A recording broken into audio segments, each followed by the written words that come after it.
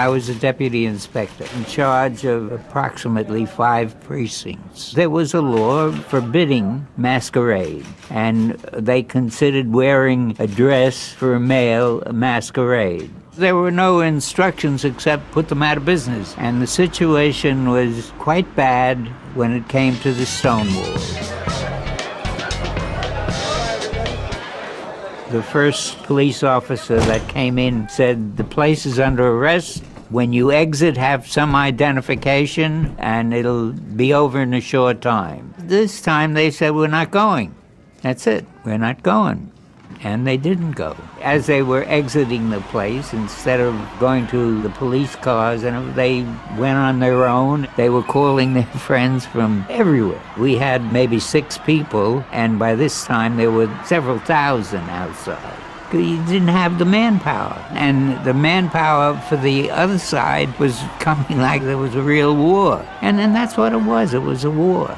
Well, I had to act that I wasn't nervous. Everyone was on edge. And that was the worst part of it, because you knew they were on edge. And you knew that the first shot that was fired meant all the shots would be fired. It was a scary time. People who got caught in raids in gay bars could lose their jobs, could lose their apartments there in Stonewall.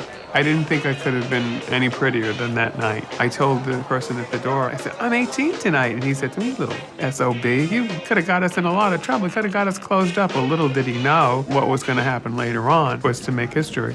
When they ushered us out, it was nice, when they just very nicely put you out the door, and then you're standing across the street in Sheridan Square Park. But why? Everybody's looking at each other, but why do we have to keep on constantly putting up with this? Finally, when they started taking me out, arm in arm, up to the paddy wagon, I resisted arrest.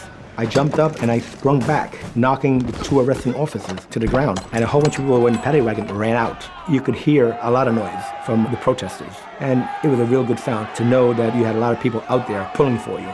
Oh, it was so exciting. It was like, ow, we're doing it. We're doing it. We're fucking their nerves. You got to be who you are. Passing is like saying a light-skinned black woman or black male passing for white. And I refused to pass.